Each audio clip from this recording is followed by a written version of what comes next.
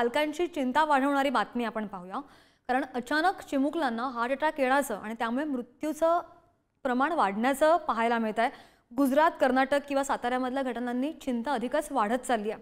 पाहूयात या मागचं नेमकं कारण काय आहे, हा धोका नेमका का वाढतोय आणि लहान मुलांची काळजी कशी घ्याल हे सांगणारा हा सविस्तर रिपोर्ट।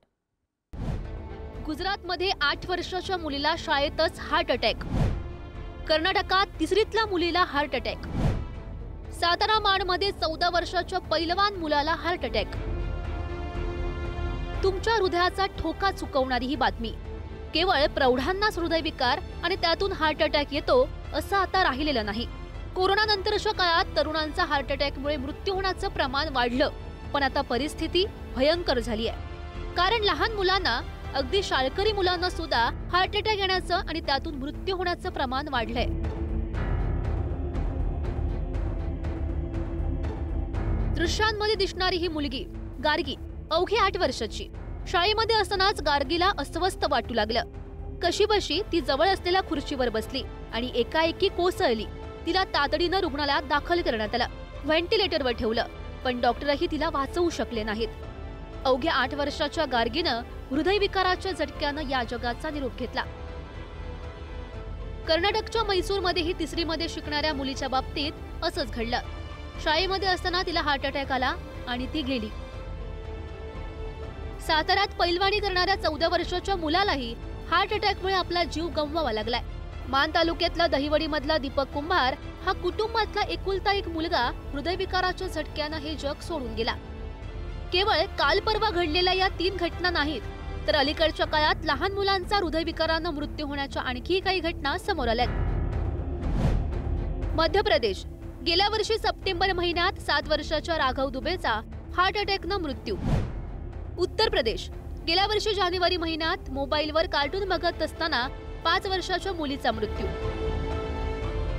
लहान मुलांना हार्ट अटॅक येण्याच्या घटना वाढल्यानं डॉक्टरांनी ही चिंता व्यक्त केली आहे। जन्मतः असलेल्या हृदयाच्या स्नायूंचा विकार, ज्याला आपण हायपरट्रॉफिक कार्डिओमायोपॅथी म्हणतो, याचा अर्थ सोप्या भाषेत असा की हृदयाच्या स्नायूंचं आकारमान हे जन्मतः जास्त असतं आणि हे जनुकांच्या दोषामुळे असतं।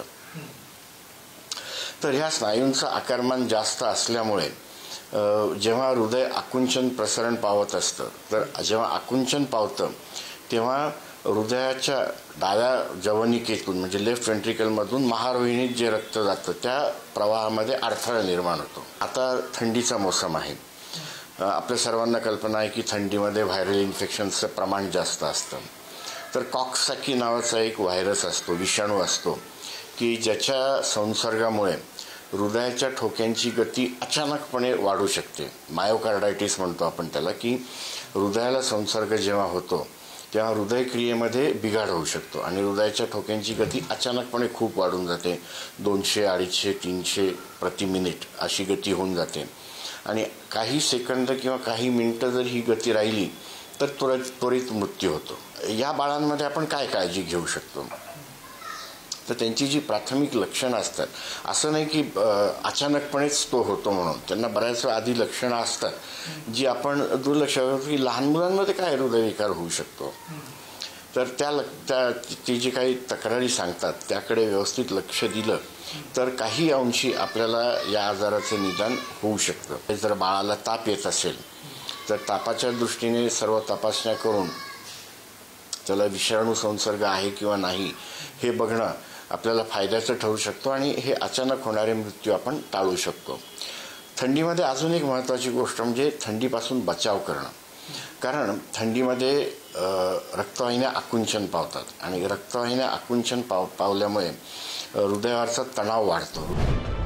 काळ बदलला तशी लाईफस्टाईल सुद्धा बदलली, आबाल वृद्ध सगळ्यांचीच। त्याचे परिणाम या अशा धोक्यांतून जाणवू लागले। आयुष्य सोपं करण्याच्या प्रयत्नात माणूस झगडत असताना सोप्या गोष्टींमुळे आयुष्य लहान होऊ नये यासाठी आता माणसाला झगडण्याची वेळ आली आहे। नाशिकहून किरण ताजनेसह गुरुप्रसाद जाधव, ब्युरो रिपोर्ट, पुढारी न्यूज।